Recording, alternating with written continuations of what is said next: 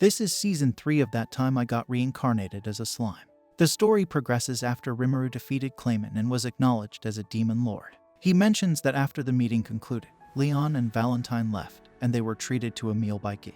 Rimuru then tastes one of the dishes, finding it exquisite. He asks Raphael to analyze the recipe. Observing Milim eating without manners, Rimuru feels reassured that he doesn't need to worry about them. He notices Milim attempting to drink liquor and tries to stop her. However, Milim explains that this is her reward for pretending to be controlled. Dagrul remarks that Milim could have ended the act sooner, as Clayman never mentioned the mastermind. Milim responds that she couldn't miss the rare opportunity to fight Rimuru. Rimuru comments that it's too early for her to drink, but Milim persists in trying to take the alcohol from him. Kai wonders if the brandy was made with grapes from Eurasania, and Rimuru confirms it. He thinks they can produce more now that they have a stable fruit supply, and Dagrul notes that Valentine is missing out on a good drink. Rimuru realizes he has many questions for her. Raphael finishes analyzing the recipes, and Volpurgis comes to an end. Rimuru returns to Tempest, where everyone welcomes him with bows. Diablo congratulates him on joining Octagram. Rimuru wonders why he's there, and Rigard suggests they continue talks later as Rimuru must be tired. The scene shifts to Rimuru enjoying tea with Diablo, Shen, and Veldora. A goblin brings pudding for them. Diablo gives his share to Veldora, mentioning it's the first of their promises. Rimuru wonders why Diablo isn't eating his ship, and Diablo explains that he promised it to Veldora in exchange for information. Rimuru realizes that Diablo knows about what happened in Volpurgis because Veldora informed him and wonders what Diablo traded the information for. He finds out it was for 3 puddings and notes that Veldora doesn't need to eat to sustain himself. Veldora agrees that he doesn't need to eat but still enjoys it. He mentions that Rimuru also doesn't have a need to eat. Diablo asks Shin if she fulfilled her role as Rimuru's bodyguard, and Shin confirms she did. She wonders about Diablo's mission, and Diablo mentions it's going well. Rimuru is surprised at Diablo's timely return, and Diablo explains he was attending to some business when Veldora asked him to come back. Veldora attempts to leave, but Rimuru stops him, reminding him not to interfere with others' work. Rimuru takes away Veldora's pudding and instructs the goblin named Haruna not to give Veldora snacks in the future. He then asks Diablo if it's okay for him to stay and inquires about Falmouth's situation. Diablo explains he has insiders managing things in Falmouth and has restored all the prisoners of war to their original condition. Rimuru realizes Diablo is referring to the prisoners tortured by Shin and mentions leaving them as they were was inconvenient. The story then shifts back to when Diablo was heading to Falmouth. He tries to heal the 3 prisoners, but healing magic has no effect on them.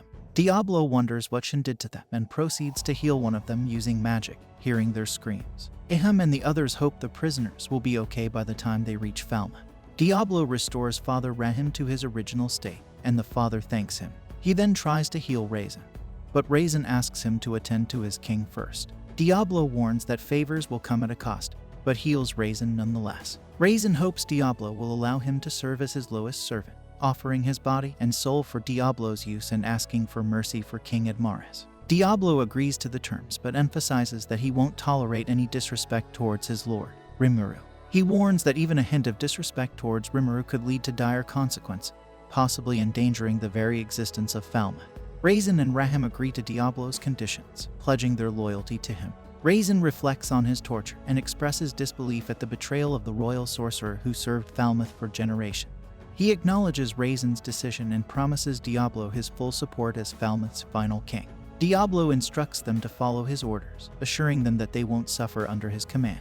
He relies on his unique skill, Tempter, to prevent any betrayal. Guillaume asks about the hostages, and Diablo assures him they are fine, adding that they will soon arrive in Falmouth. He resolves to swiftly execute the national takeover upon their arrival. As they enter Falmouth, the scene shifts to the minister and court, who are shocked by the disfigured king.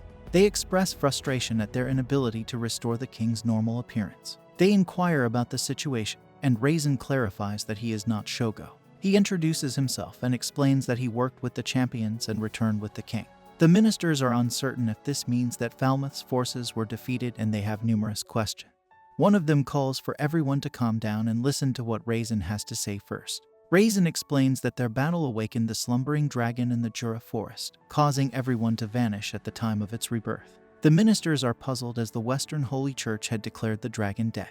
Raisin clarifies that while the dragon was indeed slain, true dragons cannot be permanently killed, they are reborn elsewhere. It was unexpected that the dragon's rebirth occurred so nearby, and swiftly. The knights and soldiers fighting on the land disappeared after Veldora's resurrection, leaving only them behind. The ministers find this difficult to believe as it, and the champions enter the throne room. One of the ministers questions why commoners like them are entering the throne room. Raisin asks Minister Carlos to calm down, explaining that this group saved them.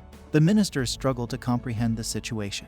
Reinheim elaborates that it was a fierce battle where both sides clashed, with their outnumbering the monster. But the monsters had the geographical advantage, resulting in significant casualties. The chaos of the battle led to Veldora's resurrection, and facing the dragon, all they could do was offer their final prayers. Raisin explains that Rimuru, the master of monsters, stood up against the dragon and persuaded it to calm down. The ministers find this difficult to believe, but Raisin points out that Rimuru had the support of the dragons and collaborated with them to negotiate with Veldora. The ministers are astounded that Rimuru also has the dryads on his side, realizing that provoking him was a serious mistake if he possesses the ability to negotiate with the dragon.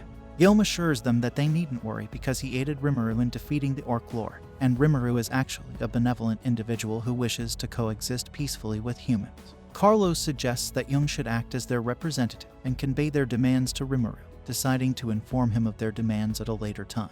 Jung argues that this won't work because Rimuru, despite being open-hearted, is currently furious due to their declaration of war against his nation and the loss of his comrades. Carlos angrily questions if Yom is on Rimuru's side, and Diablo, angered by his disrespect toward his master, intervenes. This startles Raisin, who urges Carlos to remain calm. But Carlos disregards his advice and asserts that a commoner like Yom has no right to speak on matters concerning the kingdom. Diablo becomes even more furious, and Raisin uses a spell to immobilize Carlos, instructing him not to speak until he comprehends the situation. He then confirms to the ministers that Yom is speaking the truth, stating that they have lost the war. King Admaris was affected by the storm dragon's magic, and they witness his condition firsthand.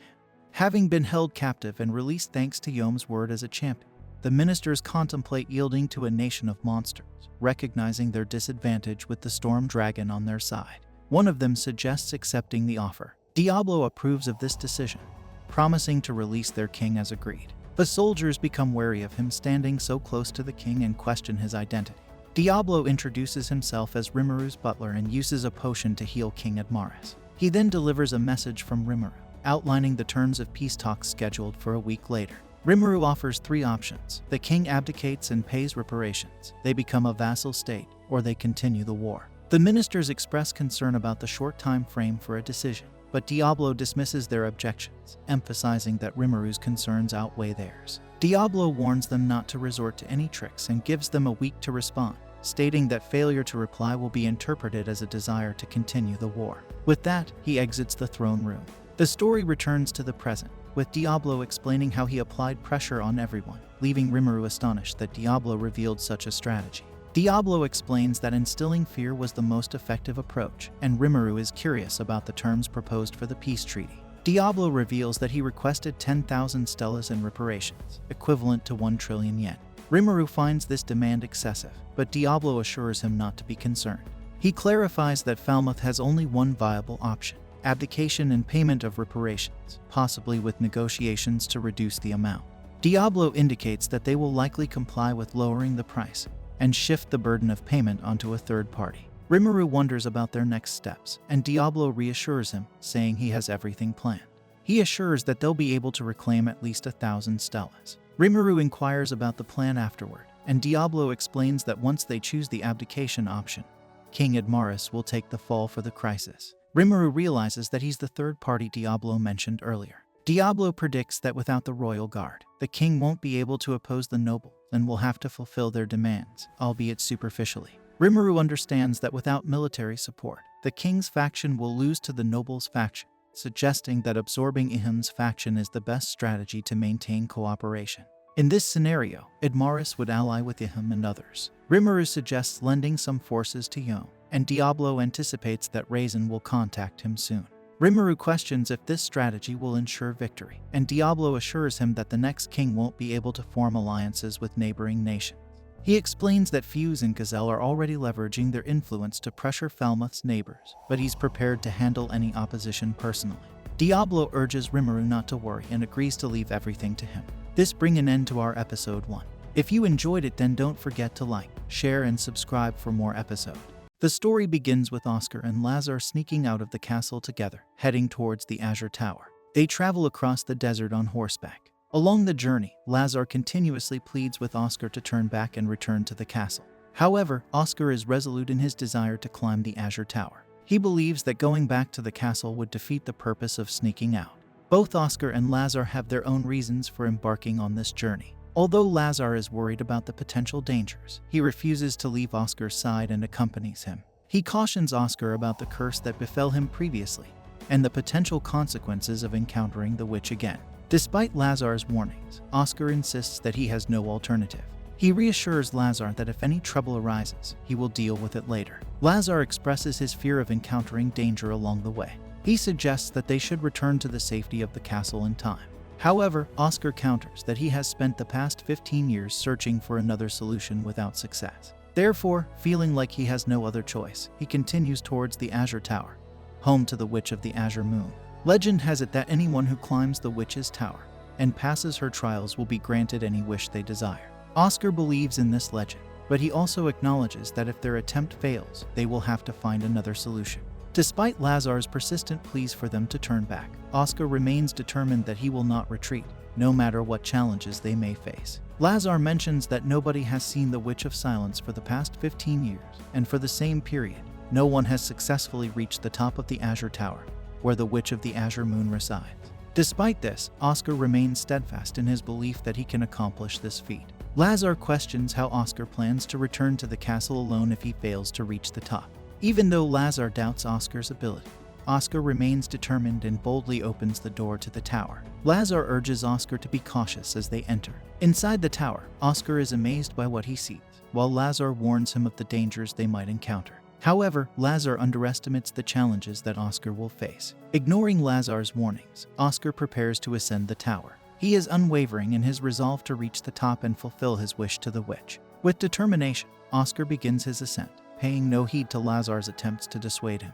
Lazar feels frightened, so Oscar advises him to wait there until sunset for safety. He promises to return before the sun sets, as he doesn't want to put Lazar in danger. However, Lazar disagrees and insists on accompanying him. As they proceed, they find themselves surrounded by snakes. Oscar reassures Lazar that the snakes are not poisonous, but this is just the beginning of their challenges. The first hurdle they face is solving a mathematical puzzle that has baffled people for over 100 years. To their surprise, Oscar quickly solves the puzzle, causing the snakes to vanish. Despite Lazar's suggestion to turn back, Oscar finds the adventure intriguing. As they continue, they encounter the next challenge. Meanwhile, one of the witches of the Azure Moon observes them from the tower with keen interest. Lazar urges Oscar to be cautious and expresses his determination to protect him from harm. Oscar reassures Lazar that he isn't in immediate danger and marvels at how far they've progressed. Lazar estimates that they should be halfway through by now. Oscar then shares that his great-grandfather was the last person known to have reached the top of the tower. Lazar confirms that indeed, it was 70 years ago when his great-grandfather successfully climbed the tower. 10 others attempted, but only his great-grandfather made it to the top. Oscar remarks that the challenges seemed manageable until now. Despite Lazar's suggestion to turn back, they proceed. Their second challenge involves facing two stone monsters that merge into one. Oscar skillfully defeats both monsters. Meanwhile, the Witch of the Azure Moon is surprised to learn that someone is breezing through the challenges. She prepares tea for the challenger but is interrupted when Oscar is mentally distressed upon witnessing Lazar falling through the floor. As Lazar encourages Oscar to continue and expresses his belief in Oscar becoming king one day, they encounter a beautiful girl who introduces herself as Tennessee. She cryptically hints that some refer to her by that name. Oscar questions if she is a witch, noting her unconventional appearance. Tennessee responds by questioning the foolishness of judging a witch by appearance. She assures Oscar that his companion is safe, easing his worries. Taking a sip of tea, Oscar asks if she used magic to change her appearance. Tennessee becomes irritated and starts questioning Oscar. He mentions hearing that she has lived for hundreds of years without any wrinkles. Tennessee explains that witches live much longer than humans and that her body has stopped aging. She acknowledges that Oscar is the first to climb the tower mostly on his own in a long time.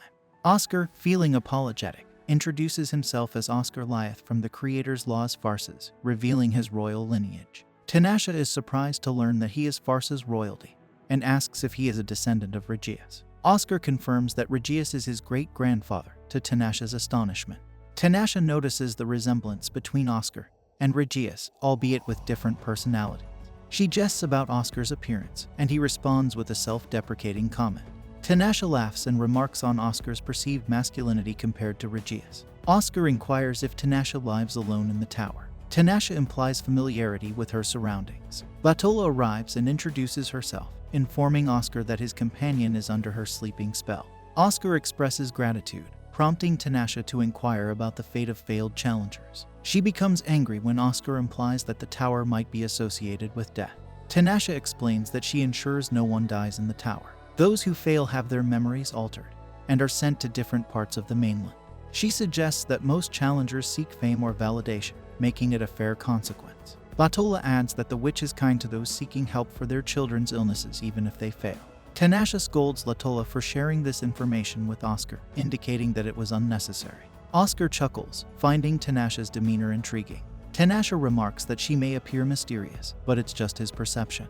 Oscar then asks Tanasha if she ever ventures into town, as he's heard that other witches occasionally interact with humans. Tanasha explains that she prefers not to meddle too much in human affairs and that her powers should be used responsibly, not recklessly. Upon hearing this, Oscar reflects on how he wishes the Witch of Silence had similar principles. Tanasha then questions if his reason for coming to the tower is related to his curse. Oscar reveals that he was cursed by the Witch of Silence when he was young and has been secretive about it ever since. He dedicated himself to breaking the curse, which doomed his bloodline, including any potential heirs. Tanasha inquires about the origin of the curse, but Oscar admits that his father refuses to discuss it, and he's never directly asked him.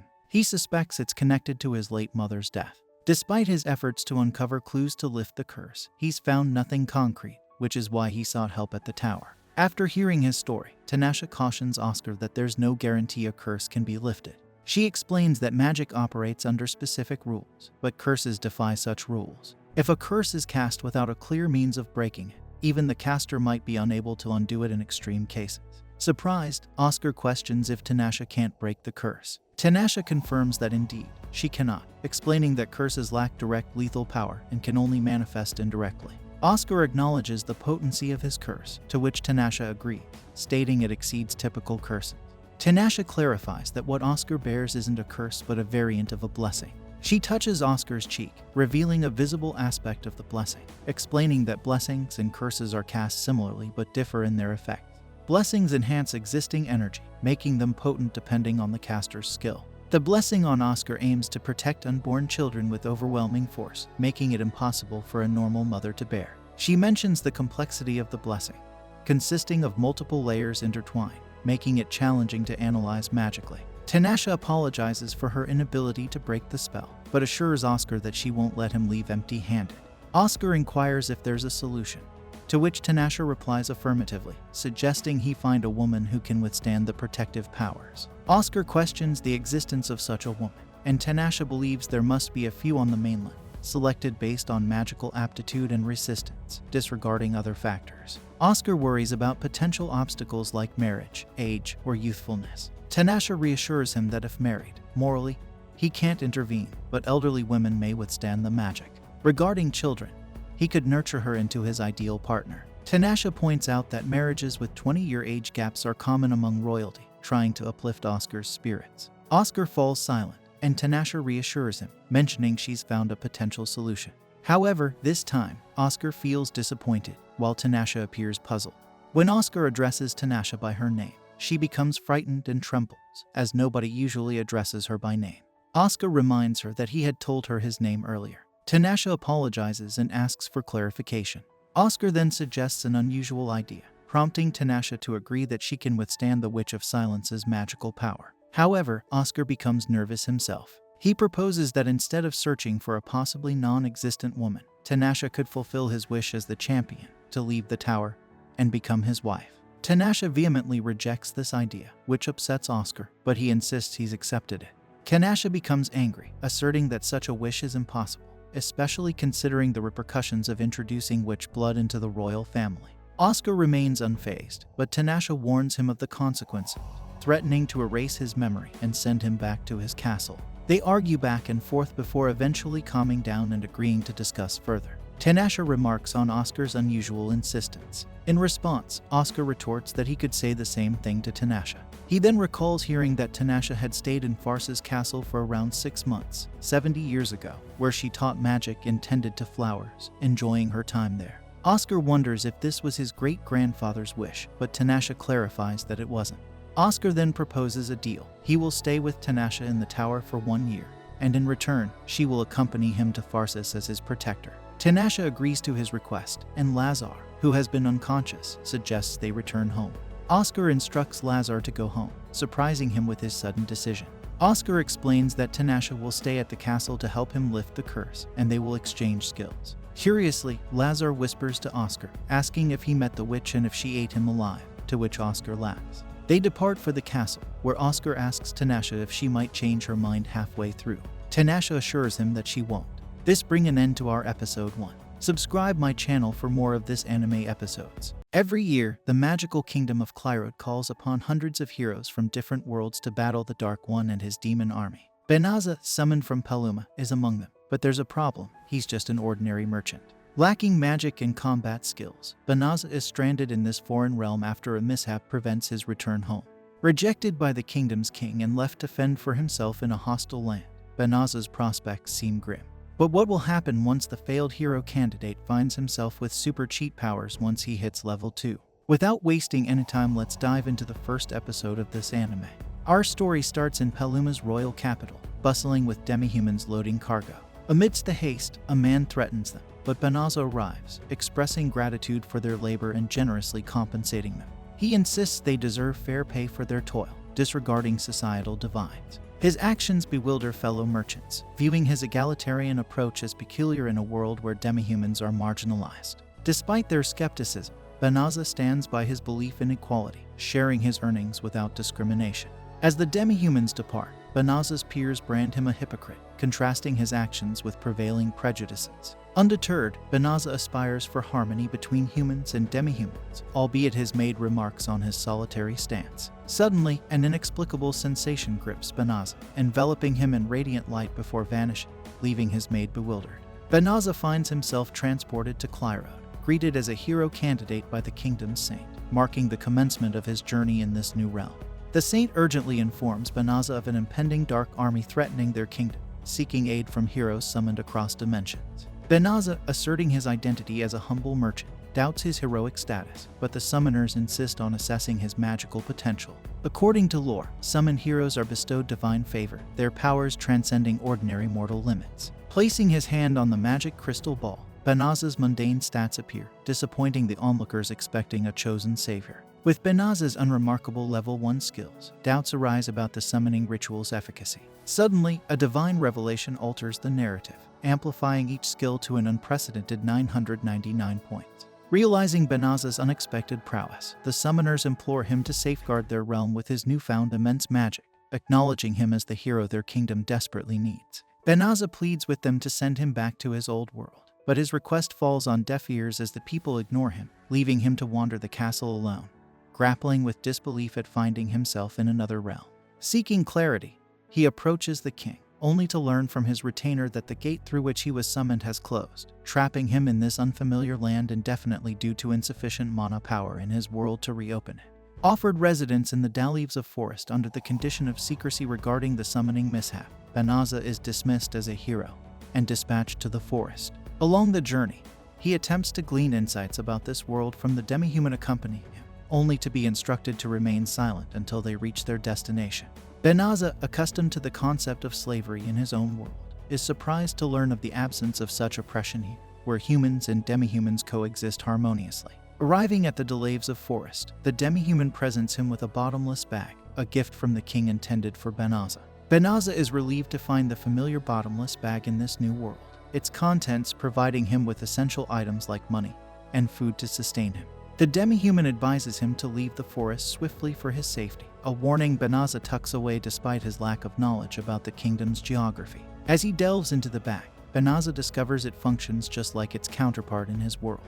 He examines the bestowed sword for protection, only to be startled by the appearance of slimes. Initially dismissing them as harmless, Benaza is compelled to fend them off when they pose a threat. To his astonishment, Banaza's stats display a level up from 1 to 2, defying what he had been told about the world's level cap. Intrigued by this development, he notices an infinity symbol among his skills, prompting him to activate a newfound ability to communicate with the system. The system enlightens him about the magic spells he has acquired through leveling up, revealing unexpected capabilities waiting to be explored. Banaza is astonished by the multitude of spells he gained simply by defeating the seemingly insignificant slimes. Despite his newfound power, he prioritizes finding a secure haven in the forest for his protection. However, the system alerts him to the forest's contamination with molybdenum, hazardous substances emitted by demons. Curious, Banaza inquires about molybdenum, learning of its harmful effects on humanoid races. Undeterred by the risk, he instructs the system to purify the forest, willing to sacrifice a portion of his magic power for safety. Witnessing the system's formidable purification magic, Banaza is amazed by its potency and his subsequent level up. Meanwhile, within the royal palace, the first princess berates the king for neglecting the summoned hero candidate's well-being, fearing his demise at the hands of the Dark Army. Dismissing Banaza as inconsequential, the king shows no concern. However, a saint's revelation about recent use of the highest holy magic, purification, in the Delaves of Forest shocks the king, prompting suspicions about the hero's involvement. In the forest, Banaza is amazed to discover he's leveled up without battling any monsters. He speculates that using magic might be the key to leveling up in this world. Curious about his magical reserves, he asks the system to display his remaining magic, and to his astonishment, it's fully restored. The system suggests a shape-shifting spell, anticipating its usefulness. Banaza agrees, and the system transforms him first into a hot girl, then into a man he deems inconspicuous. Delighted with his new ability, he requests teleportation back to the kingdom. After returning, Banaza realizes he can't use the magic to return to his world, prompting him to seek employment at the Adventure Guild. Inside, the guild lady explains the registration process, prompting Banaza to provide a false name, Fleo. She assigns him a badge, crucial for determining an adventurer's rank. Fleo obliges and approaches the quest board to find a suitable task for his rank. To his surprise, he encounters a young girl pleading for an escort to the Delaves of Forest, offering payment as her family resides there. However, the adventurers around dismiss her request, fearing the forest's demon-infested reputation. Taking pity on the girl, Fleo accepts the job, astonishing her with his willingness. To reassure her, Fleo mentions his teleportation spell, sparking disbelief among the onlookers. This revelation makes Fleo realize the spell's significance, reserved for advanced sorcerers, not novices like him. Suddenly, Royal Knight Balarasa and her companions appear, challenging Fleo to prove his claim.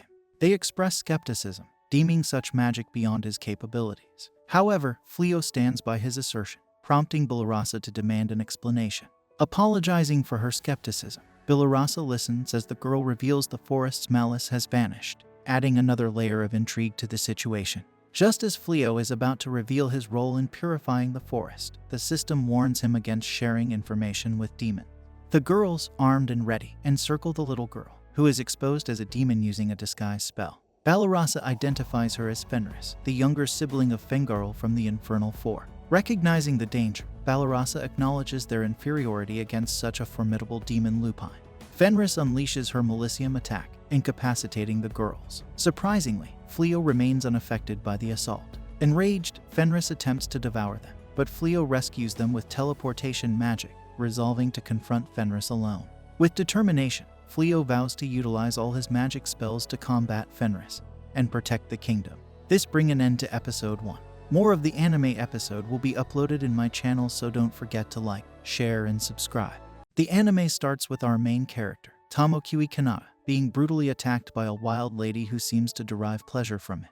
Despite the pain, Kanata remains silent, his lifeless eyes fixated on the moon above. The lady calls out his name, but Kanata is indifferent, as he knows he is already dead. Upon awakening, Kanata finds himself face to face with an old goblin, bewildered by his own existence and the presence of the green creature. The old goblin decides to name them Gabkichi and Gabru respectively. Kanata, now Gabru, expresses disappointment at the lack of effort in the naming process. The old goblin then stuffs a bug into Gabru's mouth, prompting a groggy response. The next day, Gabru finds himself surrounded by other goblins, realizing he too has become one of them. The realization of his transformation into a helpless goblin overwhelms him, leading to tears. As days pass, Gabru notices rapid growth in his body, realizing that goblins mature much faster than expected.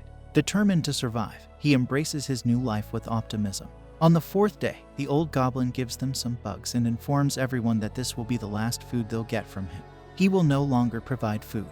Gabru and the goblins enjoy their last free meal. Stepping outside, Gabru takes in the sight of one sun shining in a blue sky, yet it's filled with strange, unsettling birds, and there are unfamiliar plants all around, signaling that this world is unlike anything he's known. Gob Kichai steps out too and also marvel at the sights around them, both admitting it's their first time seeing the outside world. Taking a moment, Gabru introduces himself and teaches Gob Kichai his name, forming a bond between them. Their goal, to hunt for food. As they explore, they stumble upon a horned rabbit grazing peacefully. With Gob Kichai's help, Gabru positions himself strategically, ready to strike. As the rabbit approaches, Gabru swiftly brings it down with a well-aimed blow from his stick. However, their joy is short-lived when Gob Kichai moves to devour the catch alone. Frustrated, Gabru insists they share, resorting to gentle persuasion with his stick to enforce the lesson of cooperation. Gob Kichai, not far behind, marvels at the unfamiliar world outside, expressing his awe at its newness. Sharing the same sentiment, on the 6th day, Gabru and Gob Kichai met Gobmi. She seemed impressed by their hunting skills and ability to eat horned rabbits. Gobmi shared a sad story about someone who was killed by a creature named Gobru.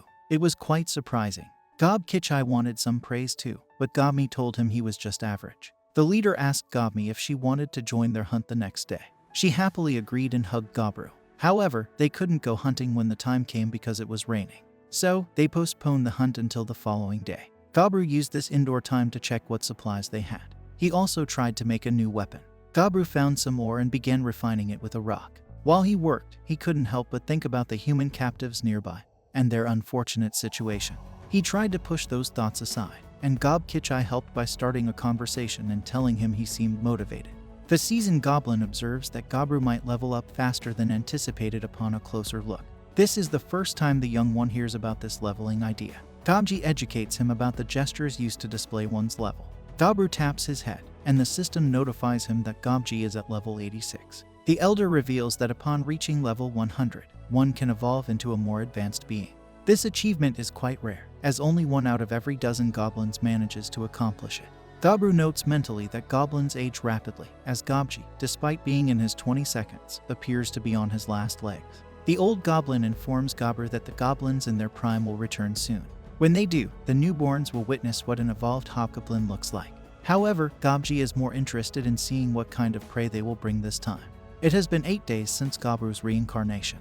Gobmi joins them on their hunt and hits a monster snake with a slingshot. This provides an opportunity for the boss to take it down. They employ their new tactics to hunt a variety of prey. Gobmi acts as support, while Gabru takes the mid-range position, and Gobkichi leads the charge with his formidable power. They successfully skin a snake they hunted, allowing them to savor their catch. Gobmi becomes emotional, expressing her dissatisfaction with only eating fruits like a herbivore. The leader of the group takes a bite of the snake and gains the ability to produce venom, along with resistance to it and other skills. He recognizes the snake as high level due to the new abilities he acquired. Gabru prevents Gobkichi from consuming the poisonous head, relying on his resistance. Despite the challenges, Gabru is determined to survive in his second life. On the 9th and 10th days, the trio prepares their gear and embarks on their usual hunting trip. They encounter bats in a cave, initially overwhelming them, but Gabru uses his evil eye to stun them, making it easier to defeat them. During the feast, Gabru gains new abilities like echolocation and vamphilia, impressing their peers who wish for such nutritious food. On the 12th night, jealous goblins attempt to ambush Gabru while he sleeps, but his search ability alerts him, enabling him to fend off the attackers. Unfortunately, one of them succumbs to the venom used by Gabru. Witnessing this, the others back down. Out of frustration, Gobmi begins choking one of the defeated goblins, prompting the boss to intervene. On the 13th day, the trio executes a well-coordinated attack, successfully defeating their first orc. After consuming its meat, Gabru gains the ability to speak the orc language, along with other traits. Feeling generous, he suggests sharing some meat with the others in the cave, realizing the importance of unity after the recent attack. Initially hesitant, the other goblins eventually accept the offer, thanking Gabru for his kindness. Reflecting on his changed behavior, Gabru realizes that his perspective on helping others has evolved since his previous life. That night, as he sleeps, the system notifies him that he has fulfilled special conditions and offers him the chance to evolve into a hobgoblin, which he eagerly accepts. Awakening on the 14th morning, Gabru notices his increased size and appearance resembling his previous form.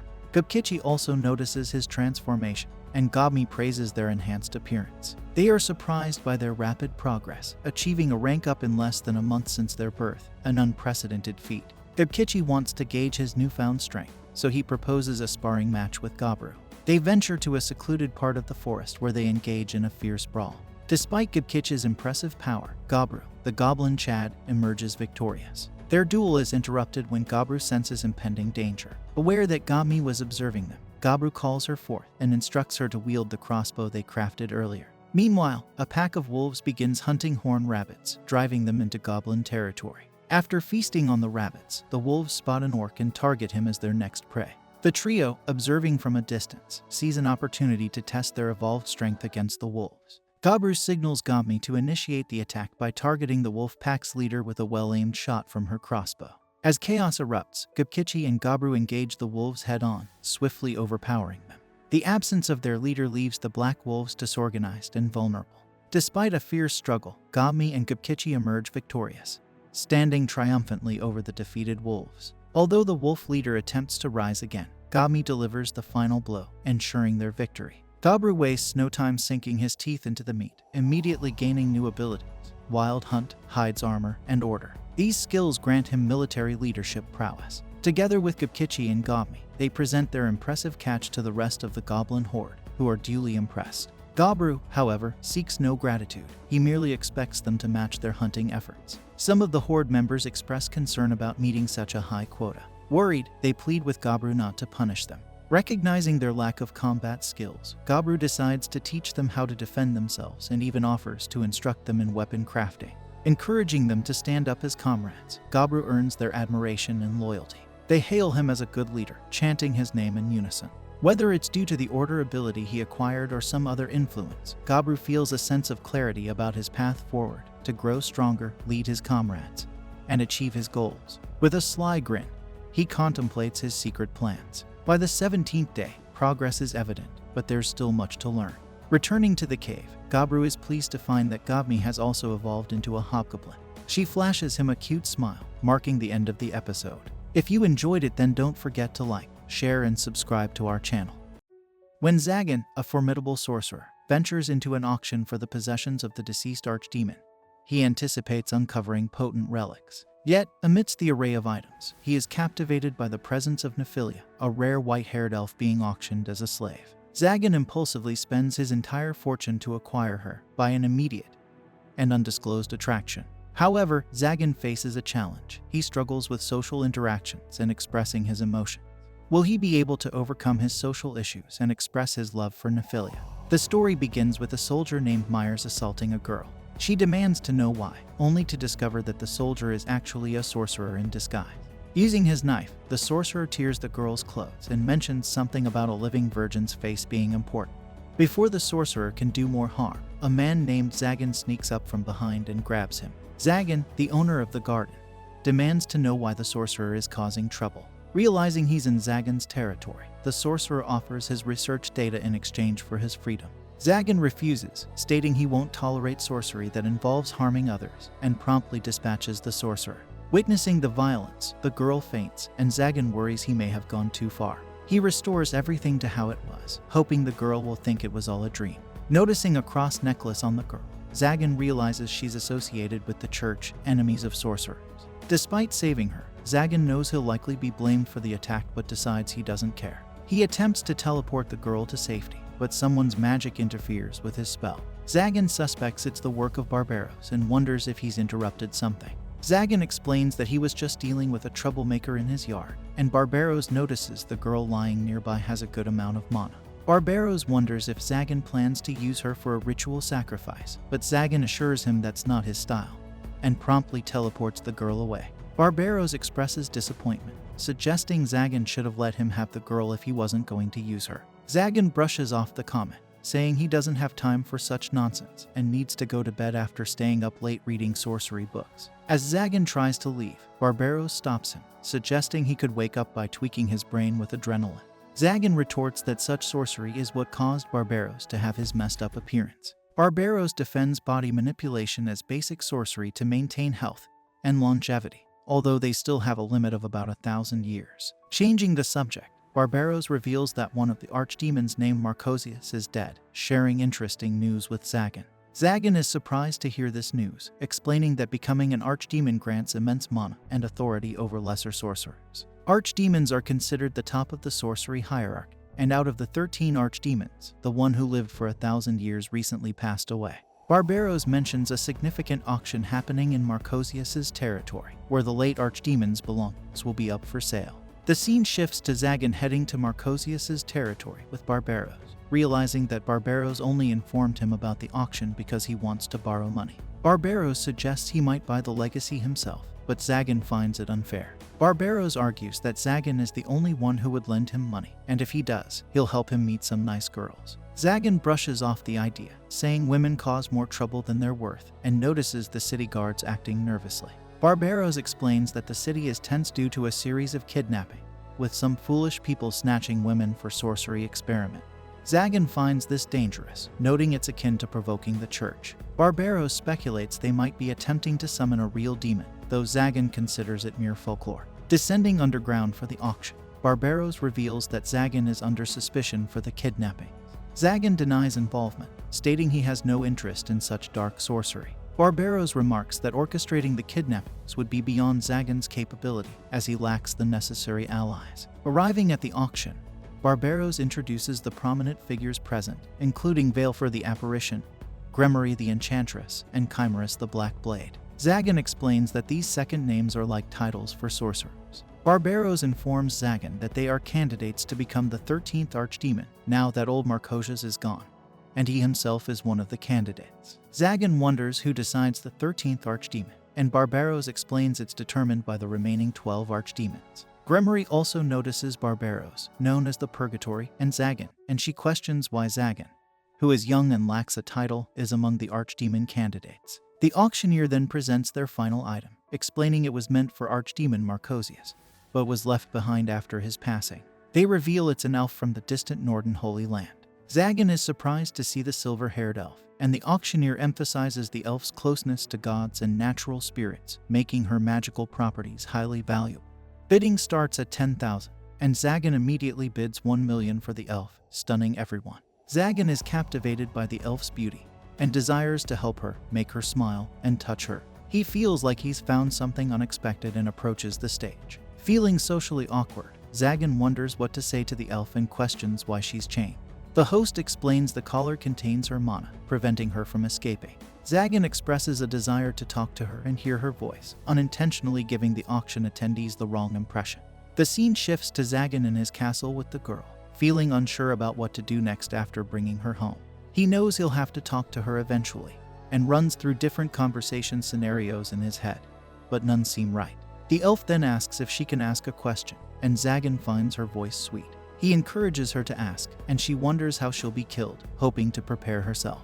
Zagan reassures her he won't harm her, but noticing the equipment in his room, she fears something worse than death. Zagan explains the equipment belonged to the castle's previous owner, and he has no interest in torture. He struggles to ask for her name, but before he can, the girl introduces herself as Nephilia. Zagan finds her name beautiful, and asks about her family name. Nephilia says she doesn't have one and suggests he call her Nephi. Zagan thinks her nickname is cute and asks if it's common for elves not to have family names. Nephilia explains that it's unusual, revealing she's a cursed child. She shows Zagan her undergarments, saying she's a virgin to reassure him, but he asks her to stop. Nephilia thought Zagan was worried she'd be used for experiments, but he assures he won't do that. She questions why he bought her, but Zagan evades, feeling embarrassed about his feelings for her. Despite his excitement about living together, he wants to maintain his dignity. Zagan offers her a room, asking her preferences. Nephilia jokingly wonders if he's asking where she wants to die, but Zagan reassures he won't harm her. He realizes Nephilia may have been sold as a slave and lied to about being a test subject or sacrifice. She doesn't want to discuss it and likely has no home. Zagan empathizes, sharing he didn't have a last name, grew up in the slums, and was called Yagan. He sees a connection between them. Zagan then explains to Nephilia that he bought her because he needed her, urging her not to speak of dying anymore. Nephilia is surprised by his words, but Zagan reassures her that from now on, she will live for his sake. She understands and follows him as he takes her to her room. Thinking she deserves a nice view, Zagan asks if she's afraid of heights. Nephilia replies that she isn't, so Zagan leads her to a room on the upper floors. While climbing the stairs, Nephilia stumbles, but Zagan catches her, reminding her to be careful. Feeling embarrassed, he continues holding her hand as they ascend. Upon reaching the topmost room, Zagan opens the door, only to quickly close it upon seeing a guillotine inside. Nephilia then suggests to Zagan that he can take her head if he wants to, but Zagan explains that the guillotine is just a trap to protect the castle from airborne enemies. He promises to get rid of it and uses his magic to remove everything from the room. Although the room is now uninhabitable, Zagan believes Nephilia shouldn't be scared anymore. However, Nephilia appears to be afraid of Zagan after witnessing his power. Zagan agrees that the room now feels gloomy, so Nephilia goes to the balcony. As she gazes at the moon, Zagan asks if she likes it. Nephilia replies that she doesn't know and wonders if it's okay for her to stay in this room. Zagan reassures her that it's fine as long as she doesn't mind the mess, and Nephilia says it's okay because this is the room her master prepared for her. Grateful, she thanks Zagan, surprising him as he hasn't been thanked in a long time. Nephilia adds that she hasn't thanked anyone in a long time either. This brings an end to episode 1. If you enjoyed it, then don't forget to like, share, and subscribe to our channel for more anime recaps. The anime with the age-old notion that heroes are the guardians of goodness, yet they often face betrayal or demise, either at the hands of their allies or their enemies. Despite their sacrifices to safeguard humanity, some folks fear their unrivaled might, choosing to slander or overlook them. This is the story of such a hero who sacrificed his life for peace, only to pray for tranquility in his next life as he breathed his last. In the next scene, a boy named Brett approaches our main character, Alan, and urges him to go to their father, who is waiting. As they part ways, Brett cruelly mocks Alan, remarking that their father is too kind to raise someone as worthless as him, contrasting his feelings towards having Alan as an elder brother. Although he feels ashamed, Brett believes it is time for a change. In the following scene, the father addresses Alan, reminding him that he was born into their family 15 years ago and has remained at level 1 since then. He expresses disappointment that Alan received no gift from God during the recent blessing ceremony, highlighting that everyone else receives one. Concluding that Alan has only brought disgrace to the family, the father decides to cast him out. Alan is ousted from his family, but he doesn't dwell on the loss. Instead, he embraces his newfound freedom with a sense of relief. Liberated from the burdens of his troublesome family, Alan sets out in search of the peace he craves. Reflecting on his restless past as a hero, he yearns for a calmer existence. Guided by a graceful butterfly, Alan embarks on a journey that leads him to the outskirts of his family's estate. Opting to explore the borderlands, he ventures into unknown territory, eager for a fresh start. Along the way, he pauses by a tranquil river, hoping to sustain himself with a humble catch of fish and longing for a simpler life. Perched atop a modest hill, Alan glimpses a peculiar sight in the distance. It's a young knight named Beatrice locked in a relentless battle with a resilient monster. Despite her valiant efforts, the creature repeatedly rises from defeat. Beatrice recounts how she and Princess Reese were ambushed by these creatures while traveling. Driven by her knightly duty, Beatrice fights to protect others from the looming threat. Beatrice takes a courageous stand to shield Princess Reese, urging her to flee for safety. Despite having the chance to escape herself, Beatrice refuses to leave anyone behind in peril. However, she reminds Reese of the vast difference between their status, emphasizing her duty as a mere knight compared to the princess. Meanwhile, from a distance, Alan observes the intense battle unfolding. Upon closer examination, he realizes that the demonic beasts are targeting none other than the kingdom's first princess, Princess Reese. Alan, empathizing with Reese's struggles, draws parallels to his own mistreatment in this life. Reese, who has faced constant criticism, has always shown kindness to Alan, regarding him as an exceptional individual. In appreciation for her kindness, Alan decides to tap into his latent powers, inherited from his previous life as a hero. However, before he can intervene, one of the demonic beasts lands a devastating blow on Beatrice, incapacitating her instantly. Alan harnesses his lightning speed agility and appears before Reese, who resigns herself to her fate. With a single powerful strike, Alan vanquishes all the demonic beasts, targeting their vulnerabilities with precision, rescuing Reese from certain peril. Not content with merely saving Reese, Alan employs his divine healing light magic to swiftly mend Beatrice's severe wounds, erasing her injuries in an instant. When questioned about his extraordinary ability, Alan attributes them to a recent divine blessing, concealing the truth of his inherited powers from his past life. Accepting Alan's explanation, Reese and Beatrice proceed to elaborate on their mission in the borderlands. Acting on a divine revelation, Reese is journeying to Clum Village, and Alan, unencumbered by familial ties, chooses to accompany them and offer his assistance. During their journey, Alan shares his painful experiences of mistreatment by his father, Craig, earning sympathy from Reese. Upon reaching Clum Village, they notice an unsettling silence enveloping the settlement. Beatrice's keen observation reveals that while the village appears inhabited, not a single door stands open, suggesting an abandoned state. Speculating on the cause, Beatrice suggests that marauding monsters from the borderlands may have ravaged the village. However, Alan's heightened senses, augmented by his presence detection magic, detect no signs of such threats. Their investigation leads them to a gathering of villagers, where an elderly man forcibly expels a young girl named Akira. Despite her diminutive stature, Reese recognizes Akira as the light prophesied in her divine revelation. Akira initially fails to recognize Lies, prompting Lies to recount their past encounters in the royal capital, where they shared meals together and formed a close bond. Apologizing for her forgetfulness, Akira promises not to overlook Lies again, reconciling with her. Curious about Lies' earlier assertion regarding Akira's significance, Alan inquires about it. Lies explains the concept of a special blessing called Braver, which endows its recipient with the strength of 1,000 warriors, essentially making them a hero. As Akira possesses this unique gift, she is deemed the hero of their generation. Lies, inspired by a divine revelation urging her to guide the light away from darkness, interprets this message as her duty to stand alongside the world's hero, explaining her presence in the borderlands. Gathering at a nearby bar for lunch, Akira elaborates on her mission to slay a dragon. She recounts encountering a frightened young girl on the nearby road, who pleaded for her assistance, claiming the villagers intended to sacrifice her to the dragon. Determined to investigate the situation, Akira embarked on her quest. Furthermore, when Akira is expelled from the village chief's house and encounters Alan's group, it becomes clear to Alan that the villagers intend to offer the young girl as a sacrifice to the dragon to gain its protection.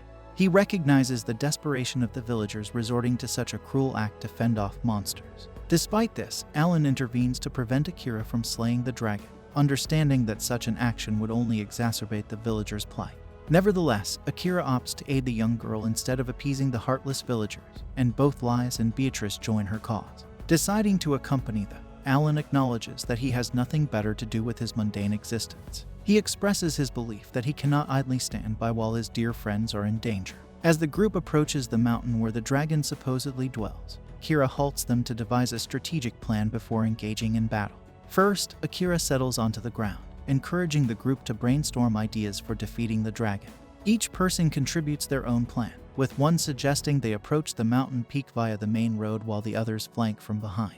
Alan volunteers to join Akira on the front lines, offering his strength to assist her. However, Akira declines his offer, suspecting that Alan would overshadow her efforts and monopolize the victory. Alan is surprised by Akira's keen insight into his character, considering their brief acquaintance. Akira explains that she can discern an unusual aura emanating from Alan, revealing his concealed power. Excited by this revelation, Akira proposes a sparring match with Alan after they deal with the dragon. With the plan in place, Akira departs first with a confident smile, exuding determination to confront the dragon alone. Meanwhile, Alan, Lies, and Beatrice chart their own course to the mountain peak, scaling large boulders to avoid detection by the dragon. As Akira faces off against the towering red dragon, Alan deduces that the villagers were coerced by his father, Duke Craig of Westfeld, into offering their children as sacrifices. Alan suspects that the Duke is leveraging the dragon's power through these sacrifices, explaining why the kingdom's royal knights haven't subdued the beast. Akira initiates the battle by unleashing a powerful lightning strike spell on the dragon, but to her dismay, it fails to inflict any harm. She realizes that defeating the dragon will be no easy feat. Furthermore, she spots the little girl she rescued earlier lying nearby, understanding that the dragon lured her in as bait. Disappointed by Akira's feeble attempt, the dragon scoffs at the notion that such a weak hero could be revered in this world. Akira faces the grim reality of her impending demise, recognizing the vast power gap between her and the formidable dragon. However, Alan refuses to stand idly by and watch her fall victim to the poorly rendered creature. With a single swift strike of his sword, he effortlessly brings down the dragon, showcasing the ease with which he wields his ultimate skill. As the battle concludes and the dragon's immortal life is extinguished by Alan's decisive blow, his sword shatters, symbolizing the shattered dream of a peaceful existence. Yet, he finds solace in the companionship of his newfound friends, realizing that their support transcends mere admiration for his strength. Upon waking up beside Reese, Alan apologizes for oversleeping, attributing it to the exhaustion from their encounter with the dragon. Curious about the well-being of the other girls, Alan learns that they are engaged in vigorous training, brimming with energy and determination. Moved by Reese's selfless acts of healing, Alan recalls the tales of a traveling healer renowned for her saintly deeds, realizing that the rumors surrounding her closely resemble Reese's own actions. Despite feeling remorse for not sharing this aspect of her life, Reese is comforted by Alan's understanding and support, reaffirming their bond regardless of her title or reputation. Touched by Alan's heartfelt words, Reese's spirits are lifted, and she expresses her profound gratitude. Encouraged by the camaraderie and warmth among them, one of the girls invites Alan to spar with her, prompting him to join them eagerly. The scene transitions to Alan bidding farewell to Akira, who requests to accompany them to the nearest village. Akira expresses her aversion to carriages, preferring to walk, while the little girl embraces her tightly, seeking reassurance from Reese if she's certain about taking care of her. Explaining her attachment to the girl and her desire to accompany her on the journey, Akira reveals the girl's lack of family and reluctance to return to the village. Apologizing for her sword, Akira receives assurance from Alan that its breakage wasn't her fault.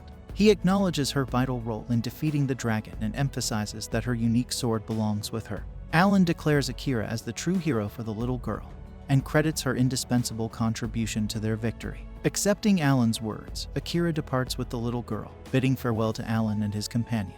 Meanwhile, at the palace, Craig discusses the defeat of the Red Dragon King, revealing their plan to lure and eliminate the heroine.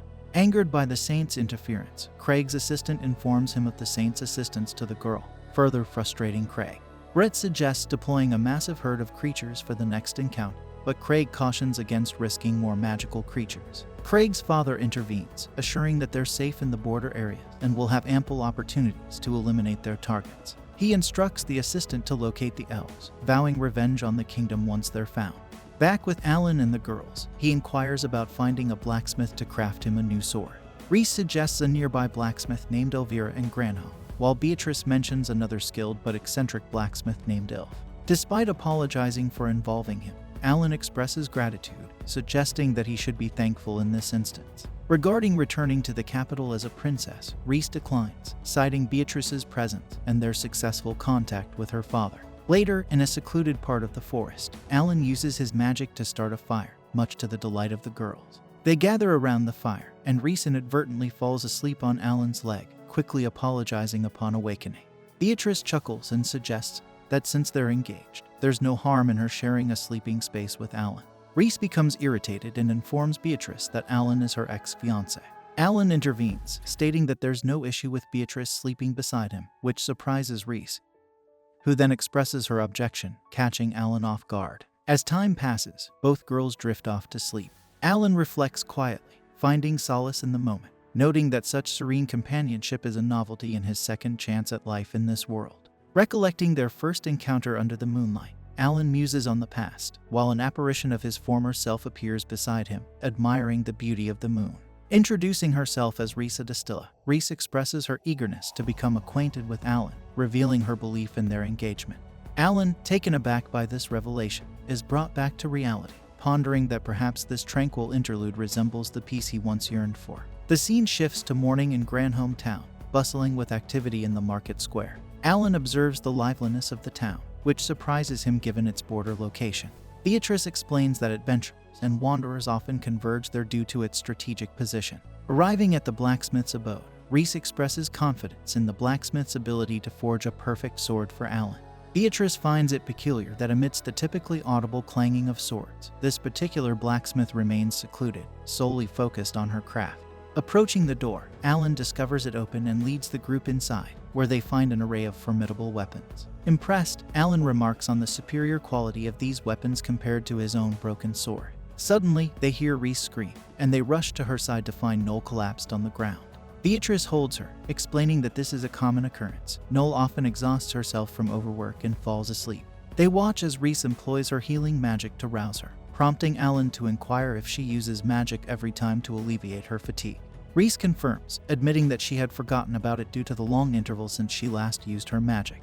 Beatrice adds that when Noel undertakes the creation of a new sword, she becomes so absorbed in her work that she neglects eating and drinking until the task is complete.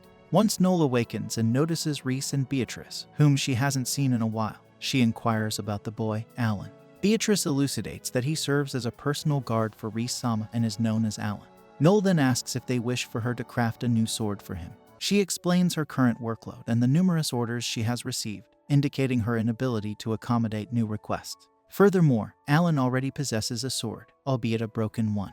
Alan presents the broken sword to Noel for inspection, who discerns that it has been utilized to its fullest capacity, marveling at how someone could achieve such mastery. She reverses her decision and resolves to forge him a new sword. When Beatrice seeks clarification on whether she intends to craft a sword tailored for a hero, one that only a true hero can wield, Noel affirms, asserting that she will fashion a blade surpassing any in her collection, albeit requiring tremendous effort. Unable to decline, Alan agrees, prompting Noel to declare her immediate commencement of the task before ushering them out of her abode and shutting the door. Reflecting on Vanessa, a woman who once served as a blacksmith, Noel resolves to spare no expense in fashioning a sword that surpasses even the most supernaturally potent blade. Next, we find Alan traversing the forest with the girls. Reese voices her concern about Noel undertaking anything reckless. Alan suggests finding an inn to lodge in until the sword is completed. Suddenly, Melina appears and insists that this should be reported. Subsequently, she converses with Horace, expressing satisfaction with Reese's presence but raising questions about Alan's role as Reese's personal guard. Inquiring about Alan, Horace determines they need to investigate further. Beatrice advises him to rest, then proposes to Reese that Alan visit the Adventurers Guild during their downtime. There, he could potentially sell the materials procured from the dragon for a substantial sum. Alan agrees, mentioning his financial strain since his expulsion from his family. He bids farewell to the girls and departs. Beatrice then confers with Reese, expressing doubts about their plan's feasibility with only the two of them. While acknowledging this, Reese insists on minimizing Alan's involvement.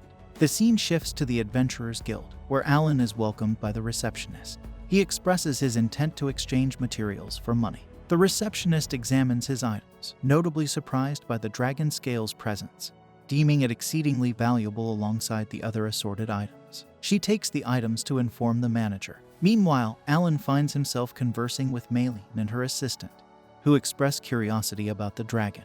Horace introduces himself and Maylene, noting her status as an Amazon, a rarity in the kingdom.